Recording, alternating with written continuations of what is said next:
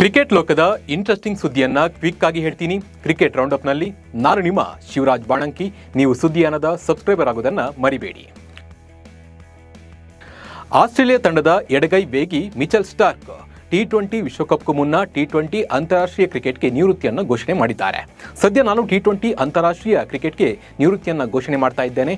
ಇದಾಗಿಯೂ ಏಕದಿನ ಹಾಗೂ ಟೆಸ್ಟ್ ಕ್ರಿಕೆಟ್ನಲ್ಲಿ ಮುಂದುವರಿಯುತ್ತೇನೆ ಅಂತ ಹೇಳಿದ್ದಾರೆ. ನನ್ನ ಮೊದಲ ಆದ್ಯತೆ ಯಾವತ್ತಿದ್ರೂ ಅದು ಟೆಸ್ಟ್ ಆಡುವುದು.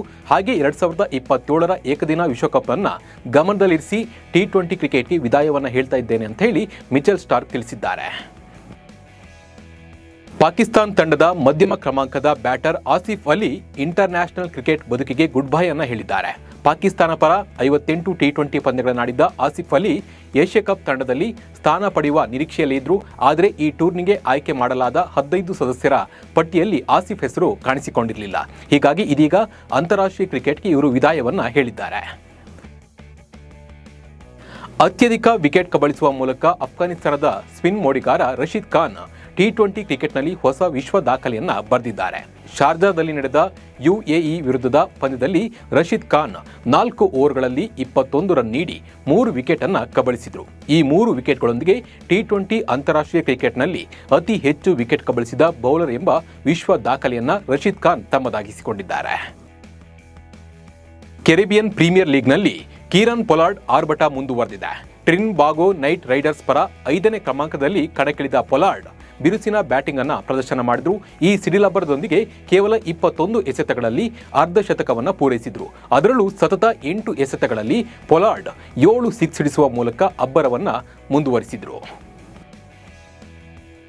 ಜಸ್ಪ್ರೀತ್ ಬೂಮ್ರಾರನ್ನ ಪಾಕಿಸ್ತಾನದ ಮಾಜಿ ನಾಯಕ ಹಾಗೂ ಬೌಲರ್ ವಾಸಿಂ ಅಕ್ರಮ್ ಅವರೊಂದಿಗೆ ಹೋಲಿಕೆ ಮಾಡಲಾಗ್ತಾ ಇದೆ. ಕೆಲವರು ಬೂಮ್ರಾ ಪರ ಬ್ಯಾಟ್ ಬೀಸಿದ್ರೆ ಇನ್ನು ಕೆಲವರು ವಾಸಿಂ ಅಕ್ರಮ್ ಪರ ಮಾತನಾಡಿದ್ದಾರೆ. ಇದೀಗ ಈ ವಿಚಾರದ ಬಗ್ಗೆ ಸ್ವತಃ ವಾಸಿಂ ಅವರೇ ಮೌನವನ್ನ ಮುರಿದಿದ್ದು ಇಬ್ಬರ ನಡುವಿನ ಹೋಲಿಕೆಯ ತಪ್ಪು ಅಂತ ಹೇಳಿದ್ದಾರೆ. ಬೂಮ್ರಾರನ್ನ ಹೊಗಳಿ ಅಟ್ಟಕ್ಕೇರಿಸಿದ್ದಾರೆ.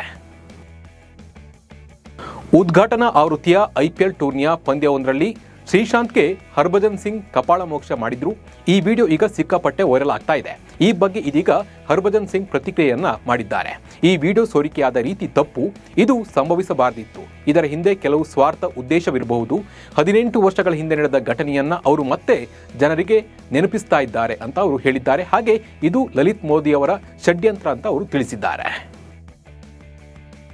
ಡೆಲ್ಲಿ ಕ್ಯಾಪಿಟಲ್ಸ್ನಿಂದ ಅಕ್ಷರ್ ಪಟೇಲ್ ನಾಯಕತ್ವ ಸ್ಥಾನದಿಂದ ಕೆಳಗಿಳಿದ ಬಳಿಕ ತಂಡದ ಹೊಸ ನಾಯಕ ಸ್ಥಾನಕ್ಕೆ ಕನ್ನಡಿಗ KL ರಾಹುಲ್ ಮತ್ತು ದಕ್ಷಿಣ ಆಫ್ರಿಕಾ ತಂಡದ ಯುವ ಆಟಗಾರ ಟ್ರಿಸ್ಟಾನ್ ಸ್ಟಬ್ಸ್ ಹೆಸರು ಕೇಳಿ ಬಂದಿದೆ.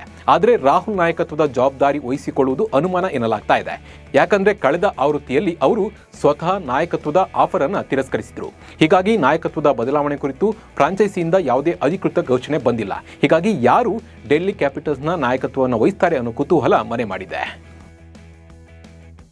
ರಿಲಯನ್ಸ್ ಇಂಡಸ್ಟ್ರಿಯಲ್ ಲಿಮಿಟೆಡ್ ಒಡೆತನದ ಮುಂಬೈ ಇಂಡಿಯನ್ಸ್ಗೆ ಈ ವರ್ಷ ಒಟ್ಟು 4 ಪ್ರಶಸ್ತಿಯನ್ನ ಬಂದಿದೆ. ಮೊದಲು ದಕ್ಷಿಣ ಆಫ್ರಿಕಾ T20 ಲೀಗ್ನಲ್ಲಿ ಪ್ರಶಸ್ತಿಯನ್ನ ಗೆದ್ದಿತ್ತು. ಆ ನಂತರ ಮುಂಬೈ ಇಂಡಿಯನ್ಸ್ ಮಹಿಳಾ ತಂಡ MPL ಗೆಲ್ತು. ನಂತರ ಮೇಜರ್ ಲೀಗ್ ಕ್ರಿಕೆಟ್ ಟೂರ್ನಮೆಂಟ್ನಲ್ಲಿ MI ನ್ಯೂಯಾರ್ಕ್ ಚಾಂಪಿಯನ್ ಆಗಿತ್ತು.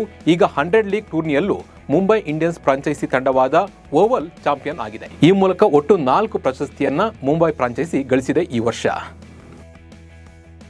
ಬೆನ್ನಿನ ಕೆಳಭಾಗದ ಗಾಯದಿಂದ ಬಳಲುತ್ತಿರುವ ಪ್ಯಾಟ್ ಕಮಿನ್ಸ್ ಭಾರತ ಸರಣಿ ಮಾತ್ರವಲ್ಲದೆ ಮುಂಬರುವ ನ್ಯೂಜಿಲೆಂಡ್ ವಿರುದ್ಧದ ಸೀಮಿತ ಓವರ್ಗಳ ಸರಣಿಯಿಂದಲೂ ಹೊರಗುಳಿಯಲಿದ್ದಾರೆ ಎಂದು ಕ್ರಿಕೆಟ್ ಆಸ್ಟ್ರೇಲಿಯಾ ತಿಳಿಸಿದೆ.